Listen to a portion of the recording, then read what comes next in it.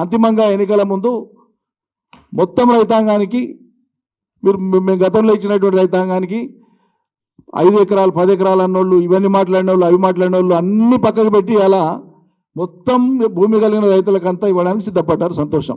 రేపు ఈ స్థానిక సంస్థల ఎన్నికలు ముగిసినాక ఇది ఎన్నికల స్టంట్ కాదు, ఎన్నికల కోసం మాత్రమే కాదు అని మీ చిత్తశుద్ధిని నిరూపించుకోవాలంటే సాక్షాత్తు ముఖ్యమంత్రి, వ్యవసాయ మంత్రి, ఆర్థిక మంత్రి ముగ్గురు కలిసి తెలంగాణ ప్రజలకు ఒక బహిరంగ ప్రకటన ఇవ్వండి.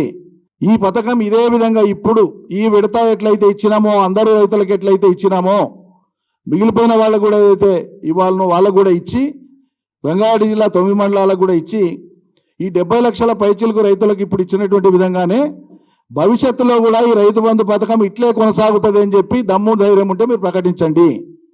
ఎందుకంటే మాకున్న క్రెడిబుల్ ఇన్ఫర్మేషన్ నేను గతంలో కూడా చెప్పిన ఇక్కడి నుంచే ప్రెస్ మీట్లో, ఈ స్థానిక సంస్థల ఎన్నికల తర్వాత ఖచ్చితంగా ఈ ప్రభుత్వం రైతు బంధు పథకాన్నే ఎత్తేయబోతున్నది. బోనస్ పేరు మీదనో, పంటల గిట్టుబాటు ధర పేరు మీదనో మరో నామకరణమో చేసి వక్రీకరించి ప్రజలను మరోసారి కొత్తగా భ్రమలకు గురి చేసి అసలు పథకాన్నే దీన్ని వదిలేసి మంగళం పాడనున్నది అనేటువంటిది మాకు ఉండేటువంటి స్పష్టమైనటువంటి సమాచారం. దీని మీద ప్రభుత్వ పెద్దలే ప్రజలకు క్లారిఫై చేయాలని చెప్పి మేము విజ్ఞప్తి చేస్తా ఉన్నాం.